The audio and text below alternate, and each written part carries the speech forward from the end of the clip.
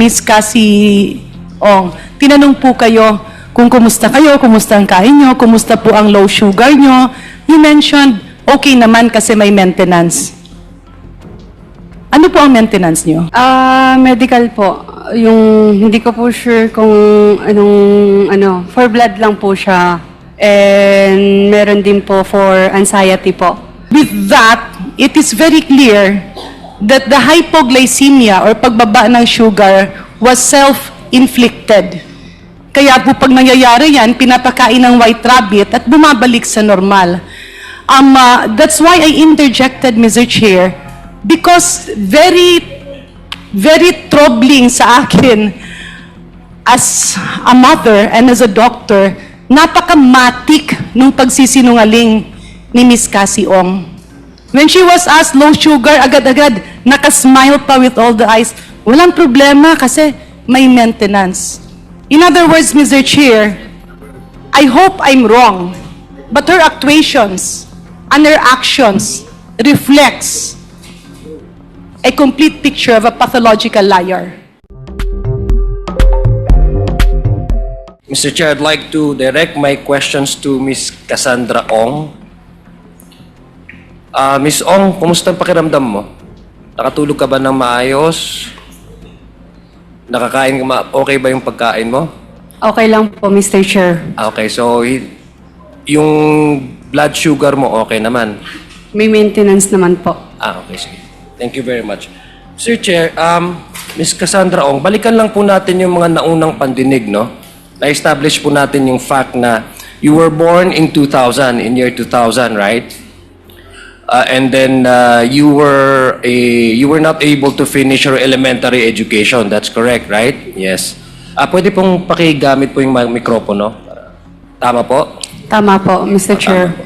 And then in 2019, you were 19 years old at that time and you were already the representative of Lucky South 99. No? Tama po ba yun? Mr. Chair, I refuse. I invoke my right against self-incrimination po kasi may final na rin kaso sa akin. Anong pong case yun, Ms. Ong? Sa human trafficking po. What does that, ano po yung kinalaman doon sa... But anyway, Ms. Ong, dito po, kasi it's already an established fact that you were, in 2019, you were already representing Lucky South 99 as indicated by the sublease agreement that you entered between Lucky South and Whirlwind Company. So, but the fact is you were 19 years old at that time. Tama po ba? Tama po, Mr. Chair. Okay, sige. So, sa unang pandinig din po, na-mention niyo po na hindi niyo po sinusubaybayan itong hearing na ito prior to your coming here, no? Hindi lahat. Hindi lahat? Bali, napapanood naman. Sobrang madalang lang po. Okay. So, aware din ho kayo dun sa mga unang katanungan regarding your first meeting kay Attorney Harry Roque? Yung mga kasagutan po niya? No po, Mr. Chair. Okay. So, maaari niyo ba pong may salaysay kung ano po yung nature or yung circumstance ng inyong pag-meet ni Mr. Harry Roque? Saan po ulit, Mr. Chair? Maaari niyo po pang may salaysay kasi sabi niyo hindi ho kayo nakikinig or nanonood sa mga naunang pandinig ng committee ito. So, hindi niyo rin ho, I think, nakita o napanood yung mga kasagutan po ni Attorney Harry Roque nung siya po ay tinanong kung paano po kayo unang nag-meet, no? So baka for fairness sake, no? Maaari niyo po ba bang may salaysay sa amin dito? Ano po yung nature, ano po yung circumstance kung paano ho kayo nag-meet first ni Attorney Roque? First time na mag-meet Yes, po, first no? time. Na-explain ko na po last time sa committee na to. Ang sabi ko po is, nakilala ko siya during nung time na after election po. Ano pong year yun? After election, mga around like... Kasi dalawa pong election. In 2019, nagka-election po tayo. In Opo, 2022, yung last election po is... 2019. 20... Tama po ba? Hindi po. 2022. Opo. Okay, nung 2022 po kayo nagkakilala niya. Opo. Sa anong paraan po kayo nagkakilala, Mr. Chair, Ms. Ong? Pinakilala lang po siya sa akin during dinner. Basta sa isang pagkainan lang po. Okay. Ano po ba yung panag-usapan niyo doon sa dinner na iyon? Wala naman po. Wala. Opo. Okay, sige. May alam ho ba kayo sa solar business? Ayun po yun sana na magiging parang partner po namin. Ano po? Ayun sana magiging isa sa mga negosyo po So, ibig namin. sabihin, meron kayo pinag-uusapan. Hindi tama yung sagot mo sa akin na wala kayo napag-usapan. Or? Mr. Chair, sorry po. Ang sinabi niyo po kanina is nung una po, di ba? To be honest, nung una wala po masyado.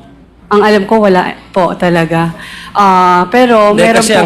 Mr. Chair, ang sabi, at gusto ko lang pong ilinawin dito na kasi nga po you were very somewhat close or had an influence or perhaps meron kang certain relationship with Attorney Harry Roque na yung hiningi mo sa kanyang samahan kanya sa pag-course. So hindi lang yun acquaintances. Maybe something is really between you. That's why I'm trying to understand whether Attorney Harry Roque was really telling the truth when he was asked the first time that you met. Ang sabi po niya is you met together in a I don't know, in a convention or in a para po doon sa mga solar business, no? So now you're telling me you met Mr. Attorney Harry Roque in a dinner and hindi kayo nag-usap or wala kayo napag-usapan?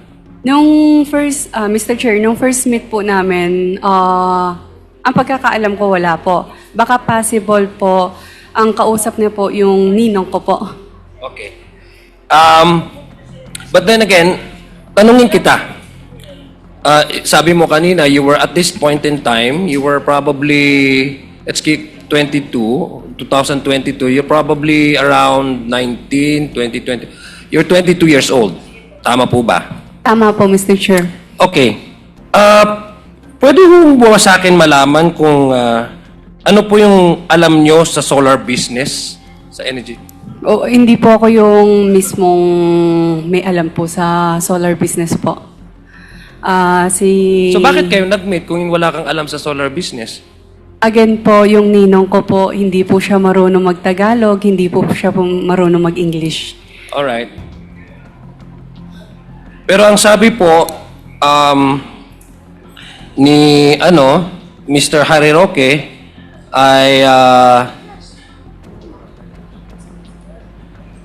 ay nag-meet kayo sa isang convention and not sa dinner, no? But be that as it may, just want to find out really the first meeting between you and Harry Roque and representing your ninong. Anong nangyari po? Anong company po ito nire-represent ng yung ninong nung nag-meet kayo?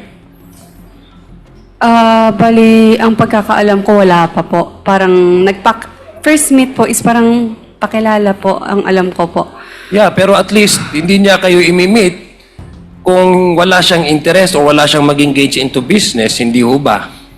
By that nung time na yon, Mr. Chair, hindi po yata ako hindi po ako yung naging translator nung time na yan. So, hindi. So, anong ginagawa mo doon? Bali po, nung time na yon, I think galing ako somewhere, tapos sumunod lang po ako nung time na yon kung hindi po ako nagkakamali. Sumunod ka lang?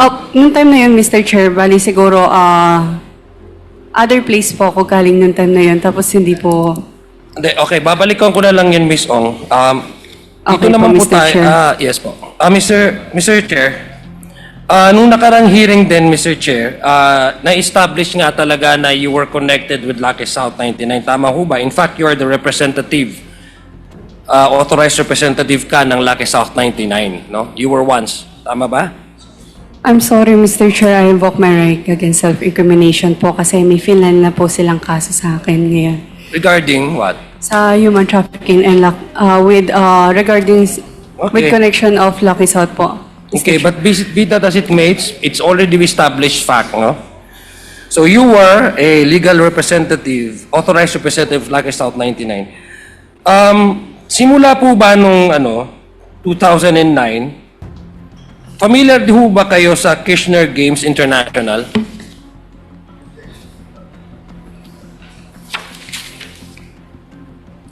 I'm not sure po, Mr. Chair. Sigurado ka? Opo. In 2009, Mr. Chair, nag-apply po ang Lucky South 99, in fact, for, nandito po yung application kit of Lucky South 99 as service provider for Kirchner Games International dito po sa PAGCOR. I'd just like to, if I may request, Mr. Chair, the COMSEC, pwede pong paki-flash sa monitor yung service provider application form. Hindi, yung isa po. Yung application kit of Lucky South as service provider for Kirchner Games International. Yan. Pirma niyo po ba yan? Ms. Cassie Ong?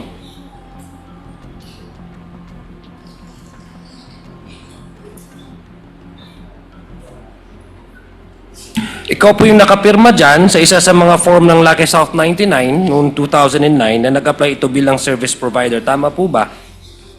Parang, 2019, I'm so sorry. 2019.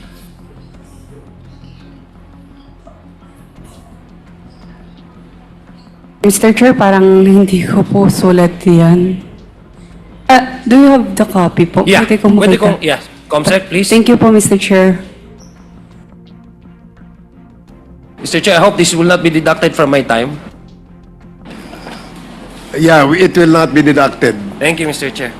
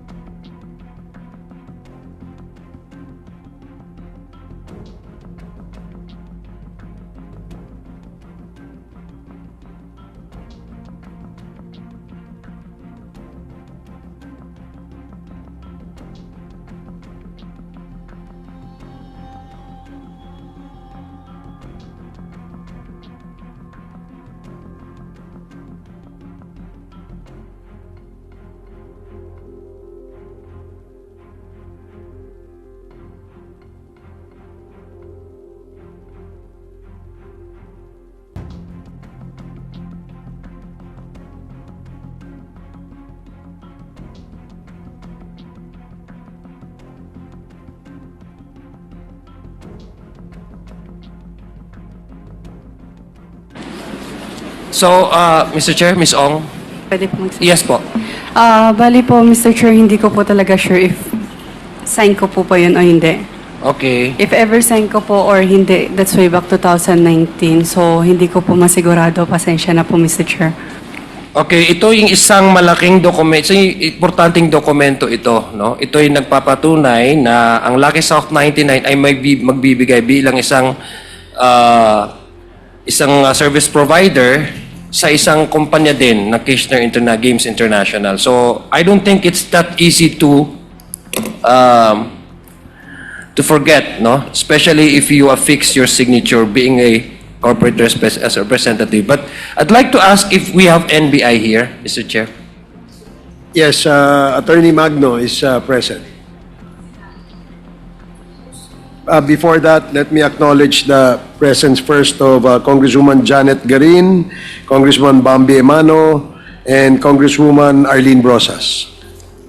Please proceed. Thank you, NBI. Di ba part of your work in the investigation of this case is to compare and verify the signatures, is it correct? Yes, Mr. Chair. Okay, so do you have a doctorless copy expert in your division, in the Bureau? With regards to specimen Signatures and signatures, we specimen have the signatures. question document division. Yes, Mr. Chair, I'd like to probably submit these documents to NBI so they can confirm whether the signature is forged, because we would like, or whether the signature is really authentic. But I do believe this is really authentic because the document that we have in our possession came from PAGCOR. So NBI, I would just like to submit, I would later maybe, and then verify. Maybe can you do that today? It will depend on the specimen submitted, Your Honor, Mr. Okay. Chair. Of course, you. we need the original of the document and then the specimen signatures of the one being questioned, So, but Mr. Chair. Mr. Chair, but I assume that you already have the specimen of the signatures of Ms. Cassie Ong et al. Since you have already started the investigation of Pogo operation, right? We will check, Mr. Chair. So it would not be difficult for you to really verify whether these signatures are authentic or not. We will check with our investigative team. Thank you, Mr. Chair. Now, Ms. Ong, gusto ko lang pong malaman, may kilala ho ba kayong Han Gao?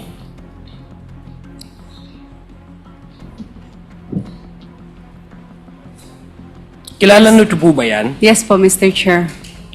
So kung kilala niyo po ba, alam niyo ho ba rin na base dito sa dokumento, nag-apply ang Lucky South noong 2019 at siya ay isang CEO and president po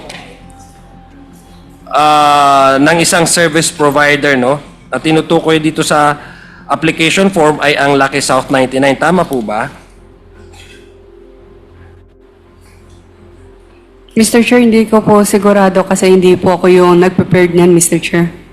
Yeah, but kilala mo ho siya? Yes po, Mr. Chair. Okay. So alam ni rin ho ba na na siya ay based doon po sa certificate na pinakita natin, connected po ito dahil ito po yung nag-a-apply ng International Games Incorporated. Tama po ba? Pasensya na po talaga, Mr. Chair. Hindi ko po sigurado kasi hindi naman po. Okay, sige. Mr. Chair, I'd like to ask if we have Bureau of Immigration here. Attorney Ong Tat is present from the BID. Maybe I would like to ask PAGCOR. First PAGCOR. Sure.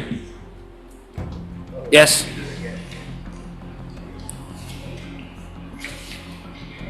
PAGCOR, do you have in your list a person with the name of Han Gao as one of the CEO, used to be the CEO and president of Kirchner Games International Incorporated, who's also applying for availing of the services of the Lucky South 99. Would you confirm? Mr. Chair, we will check the name, Miss Howe. Yes. Lang.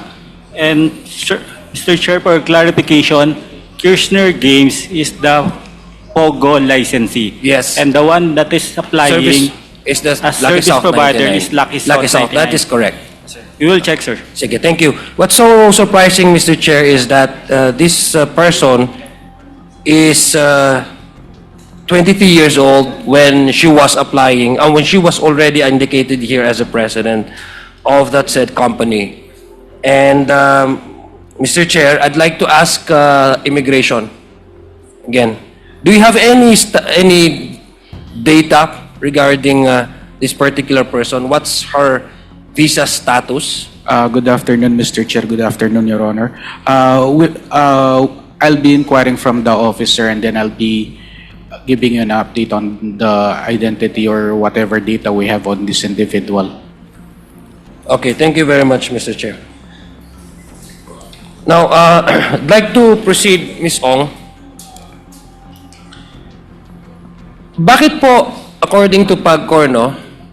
Una po, ano po yung nature ng kumpanya ng Lucky South 99, baka alam niyo po nung pagpasok niyo. Di ba ho, isa yun sa mga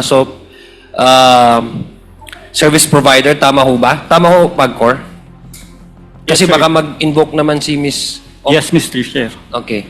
So, Miss Ong, in 2020, ba't nag-a-apply ngayon ang Lucky South 99 for Pogo license from a service provider at nag-apply kayo after a year as a Pogo operator? Mr. Chair, pwede ko kayo i-consult sa lawyer kasi. Pero ito na-establish na po ito na ano, di ba? In fact, you went to the PAGCOR with Attorney Harry Roque. Now, from the service provider before in 2019, you have applied for a Pogo license, di ba? Ang tanong ko ngayon, Miss Ong, bakit nag-apply ang Lucky South 99 for a Pogo license? Dahil nag-operate na ba ito as a Pogo? Pwede ko ba? i-consult saglit yung Okay, lawyer sige, ko. please. Para lang sa...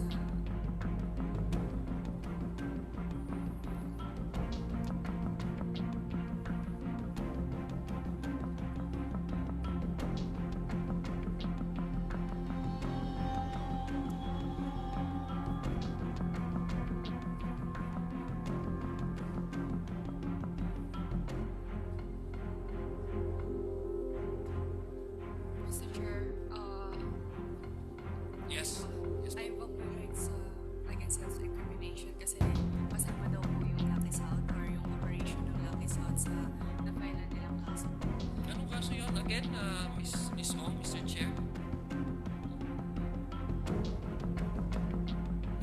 Human trafficking po, Mr. Chair. Okay. Okay, but at any rate, Mr. Chair, in 2020, Lucky South 99 applied from a service provider, applied for a Pogo license. In fact, it was approved on October 2020. Tama po ba? I mean, this is a record. Tama po ba? I'm not sure po, Mr. Chair. It was approved in 2020. You were there. You were actually asking for a... But at any rate, alam niyo po ba ang konsepto ng isang service providers mismo? No po, Mr. Chair. Ha? Hindi po kasi ako mismo yung nag-apply ng mga yan. Nag-representative lamang po ako. Wala po akong pinalaman sa... Pero ito, sige. Opo. So, itong service providers, pwede naman itong maging BPO o customer relations. Pogo, pwede rin itong taga-operate ng games. Pwede rin, just answer if it's yes or no. Ha? Pwede rin itong IT support provider, gaming software platform, provider, meron ding streaming provider. Tama po ba? Yan po. Tama po ba? Pasensya na po, Mr. Chair. I'm not sure po talaga. Ay, hindi ka sigurado? Hindi po. Pero ikaw yung corporate secretary, what makes us... Paano po namin maintindihan at paano po namin maniniwala na wala akong kaalam-alam when in fact you've been authorized to sign documents to represent Lucky South 99. In fact, you went to PAGCOR to apply for a renewal or for an IGL after the PAGCOR has amended their guidelines for a Pogo operation ng IGL. So, paano po kami maniniwala doon na una, hindi mo alam ang pag-uusapan nyo doon ni Harry Roque, dumating ka lang doon, tapos ngayon na involve ka sa Lucky South 99 in 2019, pumipirma ka ng pumipirma ng mga importanteng dokumento, tapos wala ka man kaalam-alam. Ganun ba yung gusto mong sabihin sa amin? Mr. Chair, i-correct ko lang po corporate secretary po ako ng Worldwin at Lucky South po, and hindi po ako yung nag-apply mismo ng license ng Lucky South po. But you must be very, very influential in the company because you have been authorized by the company to sign on behalf of the entire company, on behalf of the stockholders. So why do you have that kind of influence in the trust of the shareholders to authorize you to sign documents on behalf of the company? What makes you so special?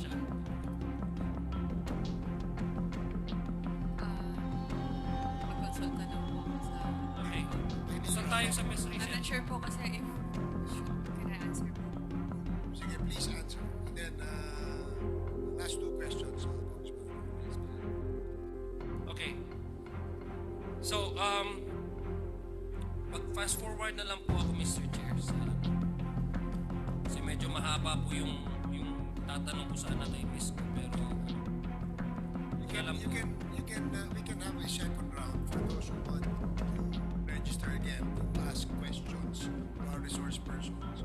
We can do that on our second round, Your Honors. So,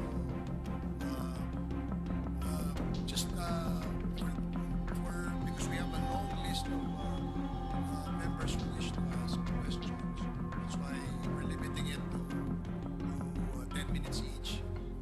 Kindly wrap up, Congressman Chong, and then we will reserve you for the second round. Thank you, Mr. Chair. Sa dati pong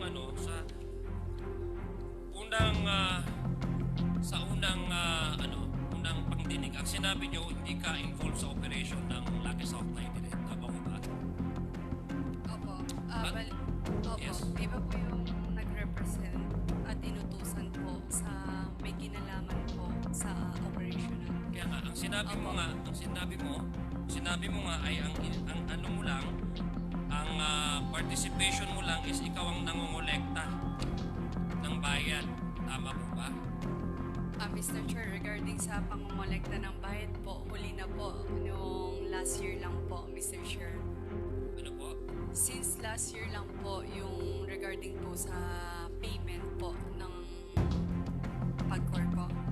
Oo, yung pangongolekta. No, pangongolekta ng mga ano nyo. Yung mga, di ba nagbibigay ng ang Lucky South 99 sa service providers. May mga kliyente po kayo, hindi ba? Pero kliyente po ng Lucky South 99. And when you were part of the whirlwind, is it correct that one of your clients is Lucky South 99 and there has been other companies who rented the space? Kasi ano kayo developer ka, realty developer din. Hindi ba? Tama ko ba yun? Tama po, pero Okay, so ano yung participation mo doon? nagpaparenta lang po kami. Kaya nga, so sabi ko nga, ikaw yung kumukolekta ng mga payments, no? Ng yung mga kliyente, tama po ba yun? Isa lang po yung kliyente namin, Lucky South 99 lang po. Lucky South 99. So, Mr. ano Chair. ilan po yung inirerentahan po ng Lucky South 99? Hindi po ba na-establish yun na isang address din po yan? Opo, Mr. Chair, isa lang. Isa lang address Opo. ng Lucky South 99.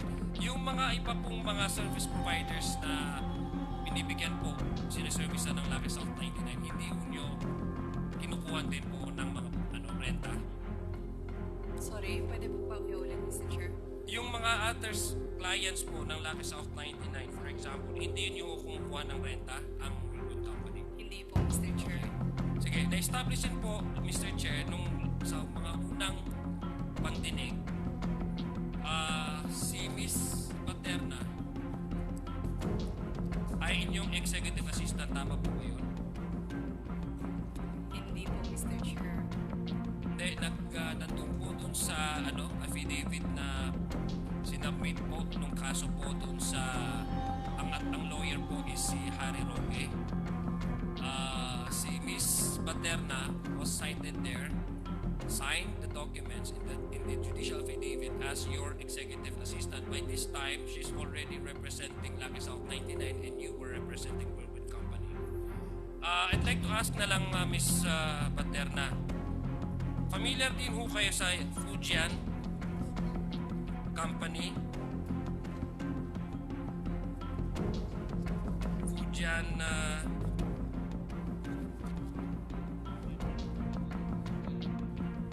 Fujian Amoy Fujian Sheng Amoy. Familiar kayo doon, Miss Paterna? Hindi po, Mr. Chair. Pero nakita ko po yung pangalan po kanina na doon. Yeah. Pero familiar kayo doon? Hindi po.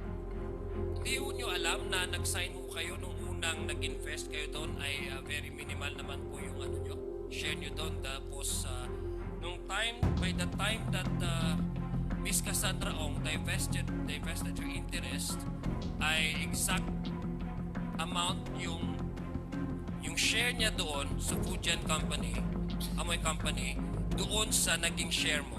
Alam mo ba yon? Hindi po, Mr. Chair. Wala po.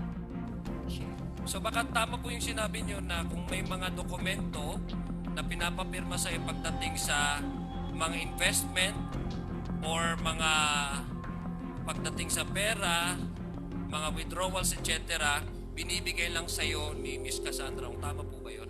Yes po, Mr. Chair. Okay. Mr. Chair, I know my time is up, and just like to manifest, Mr. Chair, because I have a lot of questions I'd like to ask of Miss Cassandra Ong. Miss Ong, gusto ko lang pong paliwanagan ha, because Mr. Chair, since you have evaded several questions from this committee, you may not be aware of I think so, no? That since you have already evaded several questions, and you might, I don't know if you're aware or you may not be aware that from the previous committee meetings and hearings, Miss Mascareñas, Attorney Harry Roque, and Miss Paterna have consistently pointed to you as the person they've talked to, as the person in charge of,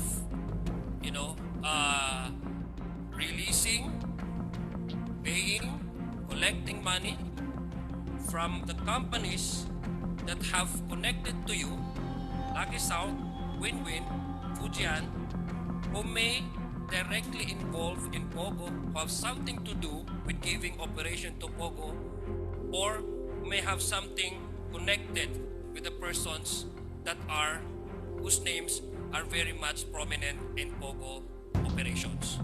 So, Leno, ang point ko lang, Mr.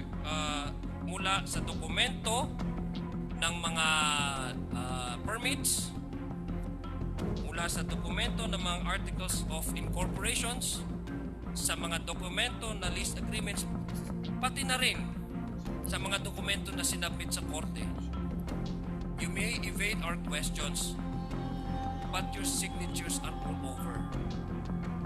Your signatures are all over the place.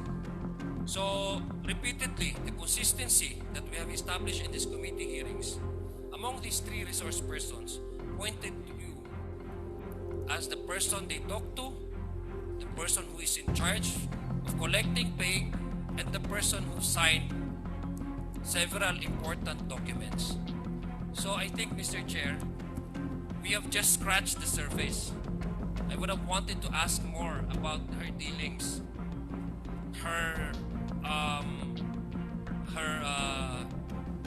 connection with Lucky South 99 prior to their request or their application to convert the company from a service provider into a Pogo operation.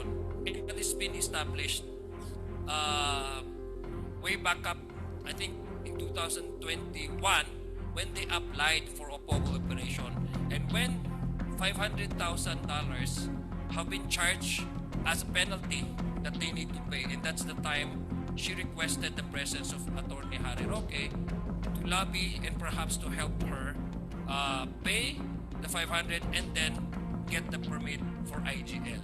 So everything that we are trying to unearth here, Ms. Cassie Ong has been evading the questions and hiding behind the premise of self-incrimination. But it is very obvious, Mr. Chair, despite the fact that she tried to hide herself from the right against self-incrimination, one thing comes out that cannot be denied. Her signature is all over the place, Mr. Speaker. Thank you very much for the time. And if there's a second round, I'd like to avail of the second round. Yes, certainly there will be a second round. Thank you, Congressman Adyong. The next to interpolate is Congressman Keith Flores, and then Congressman Paulo Ortega, and then Congressman Dan Fernandez. Congressman Flores, you're recognized. Thank you, Mr. Chair. Mr. Chair, my questions will be directed to Ms. Cassie Ong. Ms. Cassie Ong, and 2 weeks ago, when you were first presented here, there were several questions that I asked, and of which you answered na i-double check mo at balikan mo ako. And one of which was, magkano yung ininvest mo sa Whirlwind?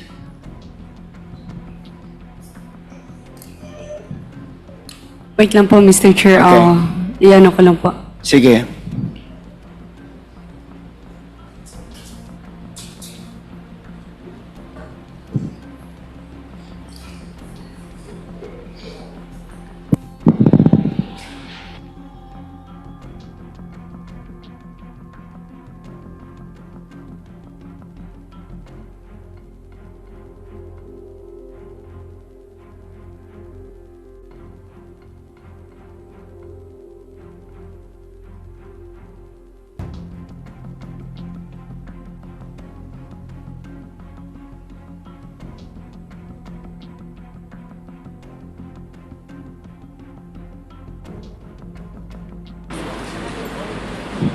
Go ahead.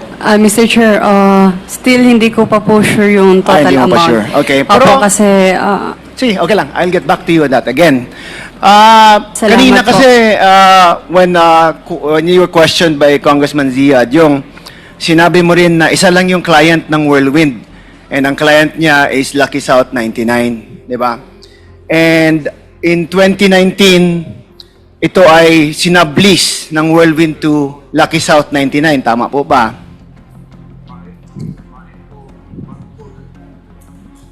yes po. Yes. Now, if we can ask the Secretariat to please put on the screen the signature page of the sublease agreement between Whirlwind Corporation and Lucky South 99, the 2019 sublease agreement, please, if we can.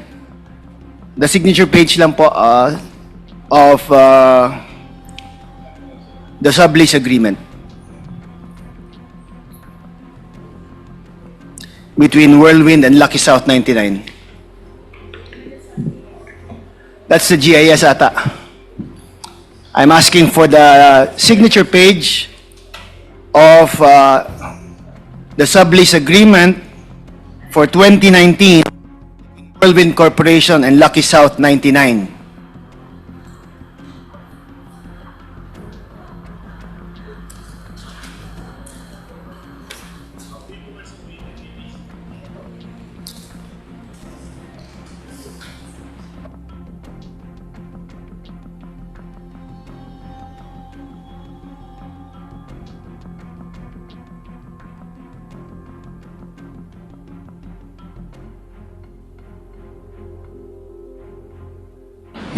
Yes, that's 2021. I want the 2019.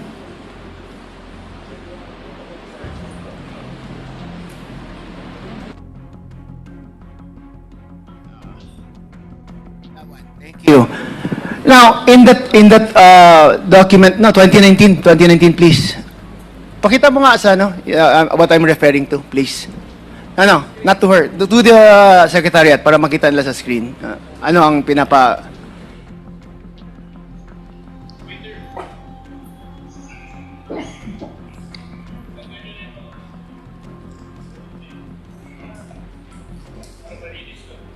Okay. Now, anyway, in the sublease agreement kasi, you signed as authorized representative of Lucky South 99 and not for Whirlwind Corporation in 2019. Tama po ba? I'm not sure po, Mr. Chair. Bali, if regarding sa Lucky South 99 or Whirlwind po, I invoke my right against self-recrimination po kasi may final ng kaso sa akin. But it's just about the contract of lease. Sabi naman kanina, you were answering na Lucky South 99 lang yung nag-lease ng premises ninyo, di ba? Mr. Chair, sabi po na, ang advice po ng lawyer ko is, maaari po siyang gamitin in the future case po. Okay, sige. But Pasensya anyway, na po. if I can just show you, if our secretariat can just show it sana,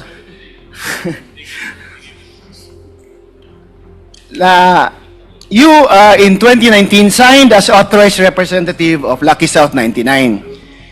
Yet we have the same copy of the sublease agreement dated 2021. This time naman, you signed as representative for Whirlwind Corporation. And in the sublease agreement, ang nakasabi doon is that they are renting the place for 100,000 pesos per month. Maalala niyo po ba na the rent was 100,000 pesos per month, Ms. Cassandra Ong? I will double check it po sana.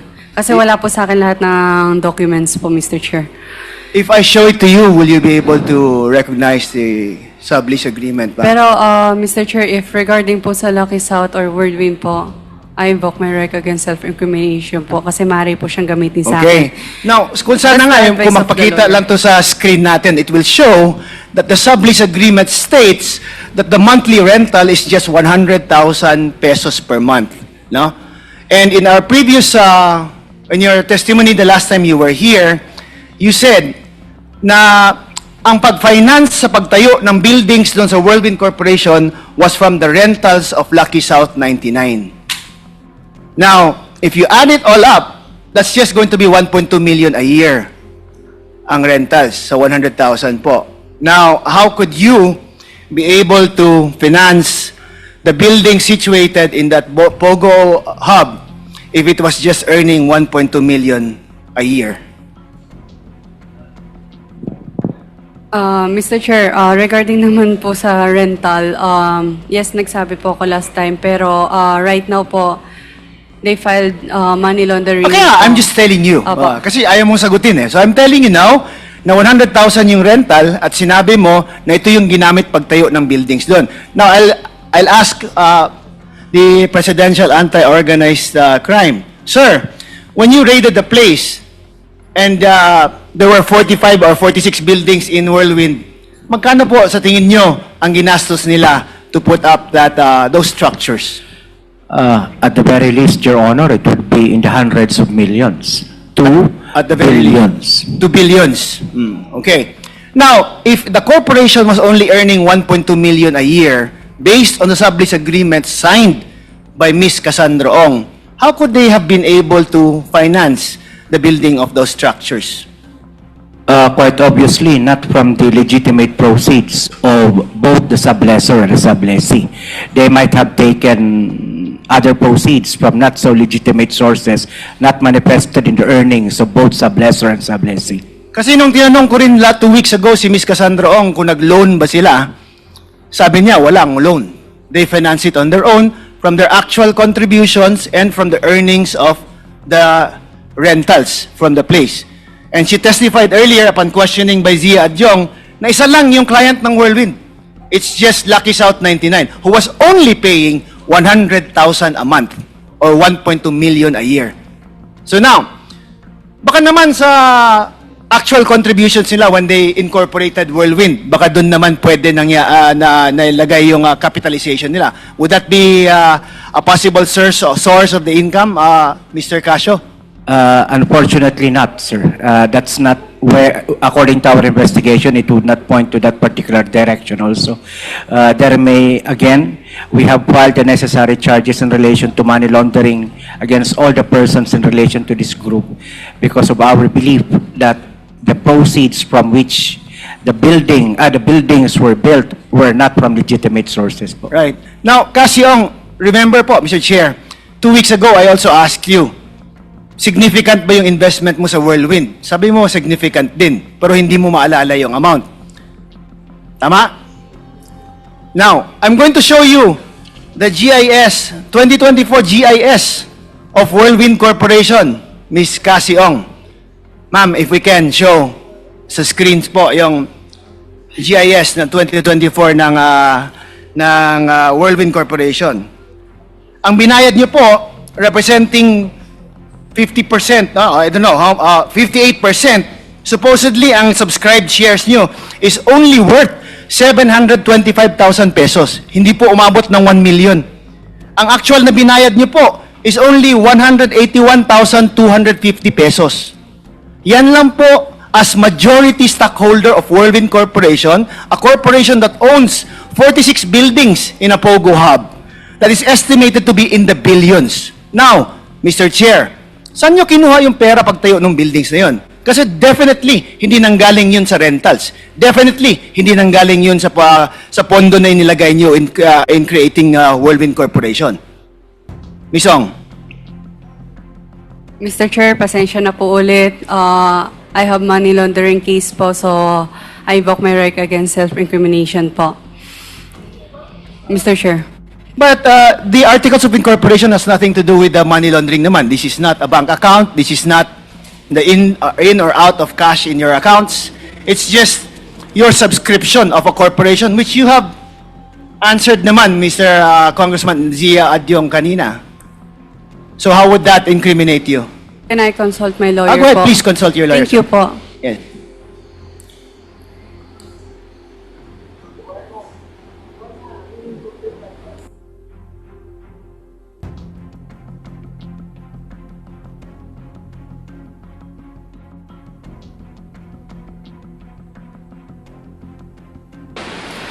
Mr. Chair, as of... Okay lang po. Yes, go ahead, please. Mr. Chair, as of now po, hindi pa po namin nakikita yung final na case sa amin sa money laundering po. Possible po yung income po namin or is maaari pong magamit sa cases po. Okay. Pero so nakita mo naman sa GS na pinakita ko sa'yo kanina, na ito lang yung amount na in-invest mo. 58% ka na, di ba? More than half of the corporation you own. And ganun kalaki yung napatayo nyo with the amount that you put in. Do you think it's proportionate? Tama po ba na yung kinontribute nyong amount makapagtayo ng ganun karami na buildings? Again po, Mr. Chair, they filed case sa money laundering po. So, Okay. I'm sorry po. So, Yusek Cruz of PAOK, sir, again, Ms. Cassie Ong only paid up 181,250 pesos ang paid up niya. As of 2024 sa GIS nila. Saan kaya nanggaling yung pera pang gastos nila to put up those structures, sir? Well, sir, Your Honor, sa pag-ikot po namin after the raid, obviously, sir, dun sa scamming activity, sir, na nandun sa loob ng scam hub na yun, sir. As to kung merong legal thing na nangyayari ron to support the claim ng ating pong resource speaker, wala po kaming nakita. Ang nakita lang po namin is the usual thing na ginagawa po ng mga scam farms, scamming activities lang po like yung lab scam, cryptocurrency scam, and other scam activities. Thank you, sir. Now, Ms. Casong, upon questioning kanina on your educational background po, a photo was shown by the chairman. Actually, somebody also sent me several photos. Similar din po, no? Was it a graduation or naki-post ka lang to show na you graduated po? Again po, Mr. Chair, nakipicture lang po ako. Naki-picture lang? Opo. Oh, okay. But it was a graduation party. Graduation po ng ALS yun. Yung ALS, oo nga. Opo. May mga kaibigan ka doon sa ALS na yun. To be honest, hindi ko na sila masyado kilala now. Pero at that time, meron ba? Kasi nakipicture ka lang sabi mo. Meron siguro, Mr. Chair. Okay, now if I could just show some of the photos, kasi pinadala lang sa akin it was sent to me through my messenger. I checked the account, medyo fake Yan, that's a graduation photo. But that's an ALS graduation, sabi mo? Not a school graduation. Opo. Okay, how about another picture po? Dalawa yun sila. May isa pang picture dyan. Another picture po. It's the same occasion? Yes po, Mr. Yung Chair. kasama mo, nakipicture lang din na ALS graduate or something? Siguro po sila graduating po. Oh, so siya, hindi mo kilala, nakipicture lang? Possible kilala po, pero... Okay. Because there's a heart, they can't see the face, no? Yes po. Okay. How about the other pictures? Kasi graduation party, I know that the background was like, congratulations, etc., etc. What's so funny, Miss Ong? Natawa lang po ako sa itsura ko. Okay. Pasensya na po. No, may ano pa dito, mas funny pa konti dito. Yan. Is that the same graduation po ba? Kasi sa likod na is happy graduation or something. Yes po, Mr. Chair, same. That's the same. Do you have a business na cafe? When you were questioned by Congressman Pimentel before, sinabi nila may business ka prior to Whirlwind. May negosyo ka, no? Before Whirlwind. Meron po, Cafe to or something. Oh. Hindi naman siya like siomai or nothing like that. Hindi. Hindi po. Okay, so Alam hindi ko mo na to po yung business pinuto itong ko. isang picture na to. Sorry ha, pinadala lang to sa akin ha. Yan, hindi yung picture. Is that you? Yes po, Ikaw ba Mr. yung Chair. kulay ng book mo ah? Opo. Ah, okay. Bali, manager po ako dyan. Manager ka dyan. Anong place Sa yan? Marikina po. Marikina. Opo. Okay, so you went from there to Whirlwind. That's a big leap, ha? Ang laki ng leap niyan, ha? I'm sorry. What's... I didn't know. I didn't look for it myself. It was sent to me, ha? Okay, ikaw ba nagpadala landan? And, okay, anyway. Thank you, Mr. Chair. That's all for my questions, Mr. Chair. Okay, thank you, Congressman Flores. Miss Cassie Ong, tinanong po kayo kung kumusta kayo, kumusta ang kain nyo, kumusta po ang low sugar nyo. You mentioned, okay naman kasi may maintenance. Ano po ang maintenance nyo? You don't have to ask your lawyer kung ano yung maintenance mo. Medical po. Yung hindi ko po sure kung for blood lang po siya. And meron din po for anxiety po. Tapos, Hindi, ang tinanong kasi sa inyo kanina, bumaba ang sugar nyo, and you were asked kumusta po kayo. Ang sagot nyo, may maintenance naman po. Opo, So ano po ang maintenance nyo para sa low sugar nyo? bali galing po sa hospital Ano po ang pangalan? Hindi ko po sure. Yeah. Mr. Chair, can I ask, when that happened and her sugar normalized, is it not that she was given sugar, Coke, or candy? May pinainom sa inyo? Coke or candy dito? Meron po, Mr. Chair. Tapos bumalik sa normal. Iced tea po nung... Iced tea. Sugar. Yes, iced tea is full of sugar. Just for the record, Mr. Chair, with that, it is very clear that the hypoglycemia or pagbaba ng sugar was self-inflicted. Kaya po pag nangyayari yan, pinapakain ng white rabbit at bumabalik sa normal.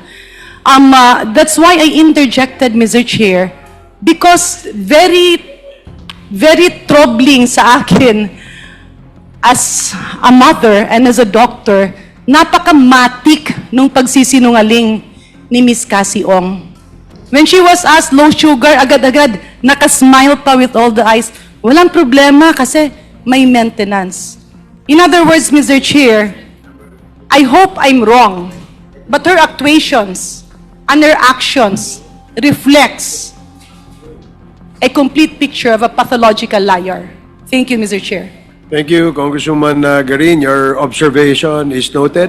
Para sa iba pang karagdagang mga balita at impormasyon, ay huwag po nating kalimutang mag-like, share at comment sa video na ito, at huwag po rin nating kalimutang mag-subscribe to continue supporting us.